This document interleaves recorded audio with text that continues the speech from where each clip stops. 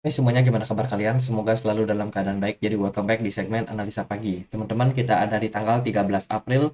Hari ini ya kita udah dapat beberapa data ya, terutama soal data CPI di perdagangan kemarin dan juga data soal hasil meeting FOMC yang dilakukan The Fed baru aja tadi jam 2 pagi, teman-teman.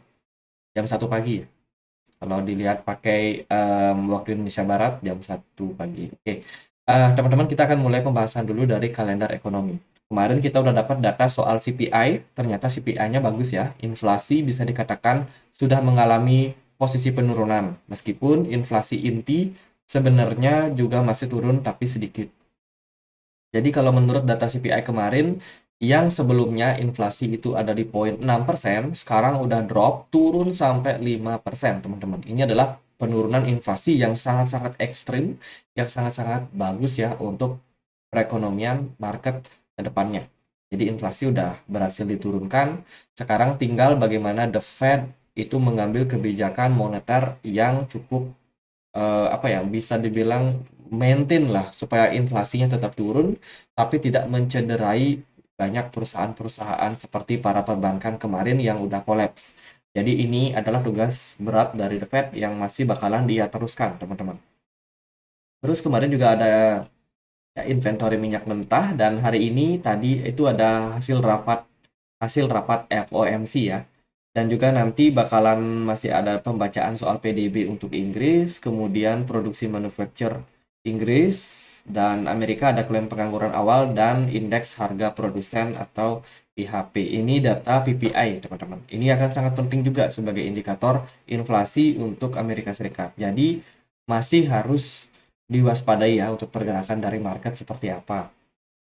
Nah, teman-teman, ini ada uh, info atau hasil meeting daripada FOMC tadi pagi ya, yang udah aku terjemahin uh, di dalam Word. Jadi kita akan bacakan aja ya supaya mungkin teman-teman bisa lebih mudah untuk mengerti. Jadi overall di awal-awal meeting seperti biasa dia para staff dan juga para dewan itu menyampaikan perihal kondisi ekonomi seperti yang ada saat ini, teman-teman.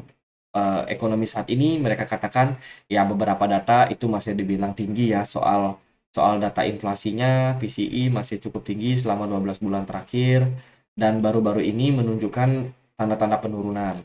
Kemudian juga dari para perbankan ini udah mulai bermasalah. Ini aku banyak banget. Ini aku sekilas aja ya, flashback aja. Jadi biaya-biaya pinjaman untuk bisnis rumah tangga itu udah naik, teman-teman, dan di awal-awal tahun kemarin bagaimana kita tahu penutupan Silicon Valley Bank dan juga Signature Bank ada spread obligasi. Jadi spread itu kayak jarak gitu loh, jarak antara obligasi yang untuk jangka panjang dan jangka menengah, jangka pendek itu ada gap yang sangat jauh, sehingga obligasi jangka panjang itu justru tidak menarik untuk segi returnnya, sementara obligasi yang jangka pendek ini justru lebih besar bunganya. Artinya adalah banyak orang yang akhirnya cari investasi yang lebih menguntungkan, yaitu obligasi jangka pendek. Ini menyebabkan menurunnya obligasi jangka panjang. Makanya itu jadi masalah kemarin terhadap Silicon Valley Bank, sehingga mereka yang pegang banyak sekali obligasi jangka panjang itu justru mengalami kerugian. Jadi ini dibahas juga soal data return daripada obligasi tersebut. Ini ada outlook juga untuk ekonomi staff. Untuk beberapa waktu perkiraan Amerika Serikat disiapkan oleh staff menampilkan pertumbuhan PDB real yang lemah. PDB Amerika Serikat dikatakan lemah, beberapa pelunakan di pasar tenaga kerja, mengingat penilaian mereka tentang dampak ekonomi potensial dari perkembangan sektor perbankan baru-baru ini. Proyeksi staff pada pertemuan Maret termasuk resesi ringan mulai dari akhir tahun ini dengan pemulihan selama 2 tahun berikutnya. Jadi mereka pun mengakui bahwa sebenarnya Amerika Serikat ini resesi. Tapi yang kita tahu kemarin kan Biden itu nggak setuju kalau katanya Amerika resesi. Sebenarnya ya udah resesi, teman-teman. Ya saja memang ditutup-tutupi. Dan sekarang mereka lagi dalam tahap pemulihan.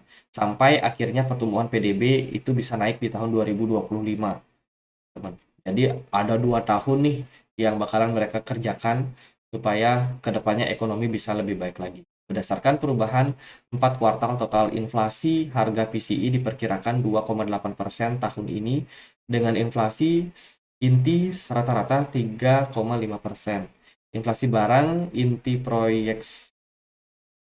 diproyeksikan akan terus menurun tahun ini. Jadi mereka proyeksikan inflasi bakalan terus turun all the time, teman-teman, sampai nanti targetnya di 2025 yang mereka punya, yaitu masih target perkiraan. Nah, ini bahasanya udah mulai lebih soft, teman. Kemarin kan dia sangat straight ya, inflasi targetnya 2%. Sekarang mereka bilang inflasi terutama data PCI total inti diperkirakan mendekati 2% saja. Jadi udah pakai kata mendekati. Artinya nggak harus 2%, tapi bisa aja mungkin 2,5% atau yang di atasnya, teman-teman. Jadi bahasanya udah mulai soft nih kalau kita lihat dari staff mereka sendiri. Terus yang penting-penting lagi adalah dengan inflasi yang masih jauh di atas target jangka panjang komite sebesar 2%, para peserta setuju bahwa inflasi terlalu tinggi. Peserta berkomentar bahwa data inflasi baru-baru ini menunjukkan kemajuan disinflasi yang lebih lambat dari perkiraan. Secara khusus, mereka mencatat bahwa revisi data harga menunjukkan lebih sedikit disinflasi pada tahun-tahun lalu daripada yang dilaporkan sebelumnya, dan inflasi masih cukup tinggi. Mereka tetap mengakui bahwa inflasi udah mulai turun dengan bahasanya disinflasi. Tentunya ini menjadi sesuatu indikasi yang sebenarnya mereka udah cukup senang sebenarnya dengan data perubahan yang seperti sekarang ini. Jadi inflasi barang inti menurun karena rantai pasokan terus membaik, namun laju pertumbuhan telah melambat, menyoroti sifat proses disinflasi yang masih tidak pasti. Jadi masih ada ketidakpastian. Peserta umumnya mengamati bahwa perkembangan sektor terakhir, sektor perbankan ini telah semakin meningkat tingkat ketidakpastian yang sudah tinggi terkait dengan pandangan mereka terhadap aktivitas ekonomi, pasar tenaga kerja, dan juga inflasi. Jadi ada ketidakpastian, teman-teman, yang sangat signifikan untuk posisi sekarang ini. Peserta mencatat bahwa masalah yang paling signifikan tampaknya terbatas pada sejumlah kecil bank yang terkait dengan manajemen risiko yang buruk. Jadi mereka mengatakan para perbankan itu yang bermasalah itu paling signifikan adalah bank-bank kecil yang manajemen mereka buruk, dan bahwa sistem perbankan tetap sehat dan tangguh. Mereka mengatakan bahwa bank-bank yang lain ini masih bagus kok. Serta menekankan bahwa Federal Reserve harus menggunakan alat likuiditas dan juga lender-lender of last report, serta alat pengatur dan juga pengawasan mikroprudensial dan juga makroprudensial untuk mengatasi tekanan sektor perbankan untuk memitigasi resiko stabilitas ekonomi di masa depan. Adapun beberapa kesimpulan yang mereka sampaikan. Di akhir diskusi, komite memilih untuk mengarahkan Federal Reserve sampai diinstruksikan sebaliknya untuk melaksanakan transaksi rekening pasar terbuka sistem efektif pada 23 Maret 2023. Komite Pasar Terbuka Federal Reserve mengarahkan DEX ke melakukan operasi pasar terbuka seperlunya untuk mempertahankan tingkat federal dalam kisaran target 3/4 hingga 5%. Jadi ini tingkat suku bunga mereka ya. Mereka akan coba untuk pertahankan sepertinya di poin 5%. Setahuku sih sekarang suku bunga itu 5%, teman-teman. Artinya ada possibility ke depannya mereka nggak naikin suku bunga. Sepertinya seperti itu. Melakukan operasi perjanjian pembelian kembali selama tingkat penawaran minimal 5%. Ini soal obligasi dan juga surat utang ya, atau treasury mereka. Terus melakukan operasi perjanjian pembelian kembali terbalik dalam semalam dengan tingkat penawaran 4,8%. Ini masih obligasi berguling di lelang jumlah pembayaran pokok dan juga Federal Reserve atas sekuritas treasury yang jatuh tempo. Ini juga masih soal obligasi mereka, izin penyimpanan sederhana jumlah yang dinyatakan untuk investasi ulang jika diperlukan karena alasan operasional. Jadi itu mungkin yang bisa kita temukan ya. Indikator-indikator baru menunjukkan pertumbuhan moderat dalam pengeluaran produksi. Peningkatan pekerjaan telah meningkat dengan beberapa bulan terakhir dan berjalan dengan kecepatan yang kuat. Tingkat pengangguran tetap rendah, inflasi tetap tinggi. Sistem perbankan Amerika Serikat sehat dan tangguh. Perkembangan terakhir cenderung menghasilkan kondisi kredit yang ketat untuk rumah tangga, bisnis, dan juga membebani aktivitas ekonomi, perekrutan, dan inflasi. Luas efek ini tidak pasti. Komite tetap sangat memperhatikan resiko inflasi. Jadi mereka bakalan tetap untuk melihat seperti apa perkembangan daripada ekonomi ke depannya. Komite berusaha mencapai lapangan pekerjaan maksimal dan juga inflasi tingkat 2% dalam jangka panjang untuk mendukung tujuan komite untuk memutuskan kenaikan kisaran Fed funds rate ya menjadi 3/4 hingga 5%, teman-teman. Jadi, sorry, maksudnya 3/4 berarti 4,75 ya. 4,75 sampai 5%. Komite akan memantau dengan cermat informasi yang masuk dengan menilai implikasinya terhadap kebijakan moneter. Jadi mereka masih mengembalikan inflasi, target mereka 2% dari waktu ke waktu. Dalam menentukan tingkat kenaikan kisaran target di masa mendatang, komite akan mempertimbangkan pengetatan kumulatif kebijakan moneter dan juga kelambanan yang mempengaruhi kebijakan moneter terhadap aktivitas ekonomi dan inflasi. Dalam menilai sikap kebijakan moneter yang tepat, komite akan tetap memantau implikasi informasi dari data. Jadi itu teman-teman beberapa pembacaan pidato yang kita udah coba untuk singkat tapi ternyata masih cukup panjang. Tapi intinya adalah ya The Fed kemungkinan bakalan lebih dovish. Lebih soft lah bisa dibilang. Semoga kondisinya nanti bisa soft landing ya, di mana tidak banyak perusahaan-perusahaan yang cedera karena masalah dari suku bunga ini.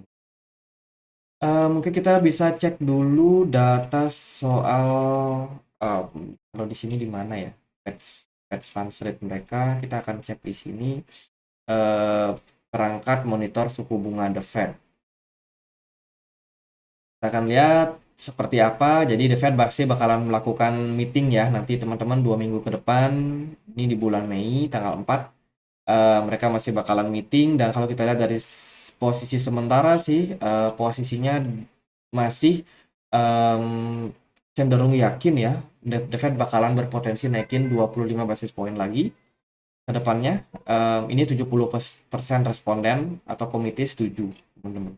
Jadi kemungkinan masih ada kenaikan suku bunga, tapi kita harus melihat juga data hari ini soal data PCE.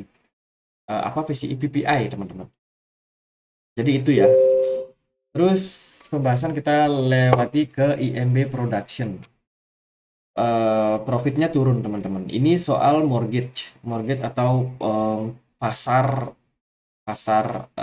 properti, pembangunan itulah. Jadi kalau kita lihat dari data Mortgage Bank Association atau MBA itu sudah menunjukkan laporan keuangan mereka, annual report ya, laporan tahunan. Ini soal penurunan yang terjadi pada average profit dari para perusahaan-perusahaan yang berbasiskan dengan properti, teman-teman. Jadi kabar yang kurang begitu baik. Ini kabar soal CPI ya. Kalau kita lihat dari datanya yang menurun parah adalah energi. Kita tahu memang dari data ini karena kemarin crude oil itu turun cukup signifikan, tapi harga food atau makanan itu masih cukup tinggi, all item masih cukup tinggi, dan juga all item less food and energy juga masih cenderung tinggi. Jadi penurunan dari CPI ini sangat ditunjang sama yang namanya crude oil. Hati-hati, sekarang crude oil udah naik lagi, teman-teman. Yellen mengatakan ekonomi Amerika Serikat itu perform well sesuai dengan ekspektasi ya. Jadi ini optimisme muncul dari Menteri Keuangan Janet Yellen. Kemudian ada berita lain soal Warren Buffett, dia mengatakan Bitcoin itu gambling token, teman-teman. Jadi ya seperti biasa, Warren Buffett adalah salah satu investor saham yang sangat terkenal dengan value investingnya. Dia tentunya melakukan analisa itu sesuai dengan membaca laporan keuangan ya, bagaimana sehat atau tidak perusahaan itu dinilai daripada data-data tersebut, teman-teman. Tentunya adalah sesuatu yang wajar kalau kita memang menggunakan perspektif value investing. Bitcoin ini bisa dikatakan memang sebuah instrumen yang secara fundamental itu tidak ada kalau dilihat dari perspektif value investing. Tapi kalau kita lihat dari perspektif teknologi, tentunya ya ada, teman-teman. Blockchain itu teknologi, dan cara memvaluasinya pun juga mungkin berbeda dengan perusahaan. Jadi ya seperti biasa memang yang namanya investor saham itu tidak setuju sama yang namanya Bitcoin. Tapi kan belakangan ini Warren Buffett juga dikabarkan berinvestasi ya dari Berkshire Hathaway itu ada perusahaan yang dia investasikan, yaitu perusahaan perbankan yang ramah terhadap kripto. Meskipun tidak langsung berinvestasi di kripto, tapi ada unsur-unsur kriptonya juga. Argentina ini membuat regulasi soal Bitcoin Future Index. Ini adalah adopsi yang lebih baik lagi yang dilakukan oleh Argentina. Mereka setuju bisa dibilang soal regulasi Bitcoin Futures. Terus ada Sapela upgrade untuk Ethereum, teman-teman.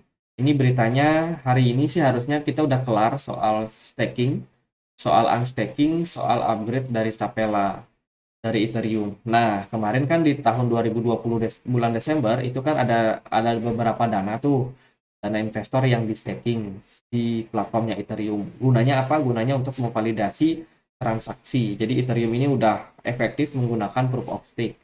Jadi tentunya para miner-miner Ethereum itu disingkirkan secara tidak langsung ya. Jadi dipaksa untuk lu ganti dong, lu jangan lagi mining Ethereum karena kita udah mau move ke proof of stake, kita mau pakai teknologi yang lebih ramah lingkungan. Jadi tentunya ada beberapa dana tuh yang harus di staking dulu. Jadi dana-dana yang di staking itu harusnya unlock hari ini, teman-teman.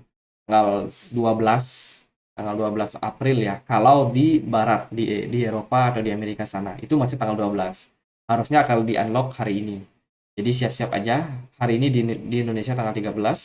Jadi siap-siap aja bakalan ada mungkin ya, ini mungkin tidak pasti juga, tapi bisa jadi ada penjualan, teman-teman, daripada staking ini yang udah cuan, yang udah untung di market Ethereum. Mereka bisa punya opsi buat jual, tapi nggak harus mereka jual. Tapi itulah, ada kemungkinan nanti ada crash, teman-teman, terhadap market Ethereum. So far, Ethereum hari ini strong ya. Bitcoin diperdagangkan di 29.900, Ethereum ada di kisaran 1.900 something, lebih kuat daripada Bitcoin. Oke, dan kita langsung masuk ke pembahasan price action-nya. Teman-teman, indeks dolar turun setelah pembacaan data CPI kemarin yang positif. Buat market high risk ya, indeks dolarnya makin turun karena memang kedepannya mungkin The Fed bakalan melambat nih soal kenaikan suku bunga. Mungkin berpeluang naikin 25 basis point lagi, tapi setelah itu kayaknya bakalan stagnan. Atau suku bunga bakalan dibiarkan stabil di poin 5,25 maksimal lah, seperti itu. Terus emas kemarin menguat ya, menguat tipis sebenarnya. Dan emas ini udah mau masuk dalam fase koreksi. S&P 500 kemarin juga menurun. Ini aku agak bingung kenapa indeks saham Amerika turun. Bitcoin, teman-teman, Bitcoin dan kawan-kawan sempat ngepump kemarin ya setelah pembacaan data CPI naik ke 29.000, 30.400 something. Terus dia terkoreksi, melanjutkan fase koreksi. Memang dari posisi RSI kemarin kita udah dalam posisi yang jenuh beli, sehingga koreksi pun adalah sesuatu yang wajar untuk kita perhatikan sekarang. Tapi secara price action, secara pergerakan, Bitcoin masih bergerak di dalam sebuah rising wedge. Kalau kita perhatikan, dia masih rising wedge dan sekarang terreject di level resistance di sini, teman-teman, di kisaran 30 ribuan. Artinya apa? Artinya adalah kita ada possibility untuk koreksi dulu, apalagi data udah bagus, ya kan? Mau nunggu data apa lagi? Oh, masih ada data PPI hari ini, teman-teman. Jadi masih bisa peluang volatile ya, market masih harus hati-hati. Jadi masih ada data PPI, jadi harus tetap waspada aja dengan kondisi sekarang. Berpeluang kalau datanya bagus, masih aja bisa kemungkinan Bitcoin naik, teman-teman. Tapi kemungkinan naiknya juga nggak akan terlalu tinggi. Itu sih yang kita wanti-wanti selalu adalah divergence, dan divergence masih terbentuk di RSI. Jadi masih harus hati-hati, jangan terlalu overconfident. Kalau aku sendiri masih punya barang, masih posisi profit, jadi lebih kayak ya santai aja lah. Kita tunggu koreksi yang wajar terhadap Bitcoin. Mungkin kalau ada poin-poin harga yang murah seperti 26.000 atau 25.000 ya serok. Tapi kalau nanti koreksinya ini justru tidak terlalu keras ya, bisa jadi kan Bitcoin cuma koreksi seperti ini, ya udah cicil di level 28.000 pun juga masih oke, teman-teman. Tapi ya tergantung lah seperti apa respon daripada market. Kalau saya sih lebih kayak pengen lihat dulu respon market gimana. Kalau untuk progres pergerakan hari ini saya rasa masih akan cukup volatile ya. Jadi saya nggak bakalan open posisi apa-apa termasuk di market future. mungkin nggak akan pasang short juga, meskipun ada koreksi yang sudah muncul. Saya sendiri belum terlalu confident dengan candle yang ditampilkan teman-teman. Jadi saya masih menyimpan potensi, menurut saya masih menyimpan potensi untuk Bitcoin kembali spike naik. Jadi bisa aja dia ngetes 30 ribuan lagi. Nah, meskipun begitu, teman-teman bisa perhatikan altcoin. BTC Dominance di perdagangan kemarin udah drop, turun lagi ya. Ethereum perform lebih baik, dan juga altcoin lebih kuat, teman-teman. Ya, rata-rata lebih kuat lah. Matic masih rata-rata turun, masih berada di support rata-rata. ARB juga masih berada di support. Alice juga berada di support MA200. Jadi altcoin yang menurut saya bakalan lebih menarik untuk posisi sekarang. Mungkin teman-teman yang mau trading bisa ke altcoin dulu. Siapa tahu nanti ada potensial yang lebih positif lah. Kalau Ethereum mungkin ya hari ini dia naik, tapi itulah teman-teman, dia menyimpan potensi adanya dump soal unstaking nanti ya dari para miners. Jadi lebih hati-hati aja. Mungkin cari altcoin, mungkin kalau ada potensi untuk ngepump, kalau BTC dominance-nya turun, altcoin bisa aja dapat momentum yang bagus untuk naik. Jadi itu masih menyimpan potensi dan belum ada kepastian juga. Jadi gitu aja deh buat pembahasan Bitcoin. Menurut saya masih harus wait and see dan hati-hati. Kalau mau trading ya itu teman-teman. Altcoin jadi pilihan teman-teman. Yang menarik apa? Mungkin kalau saya sih biasanya tradingnya di Matic ya, di Matic, di apa namanya GRT. Iya, koin-koin seperti itulah. Jadi gitu aja deh, biar videonya nggak terlalu panjang dan semoga videonya bisa bermanfaat. Dan akhir kata saya Andre, makasih.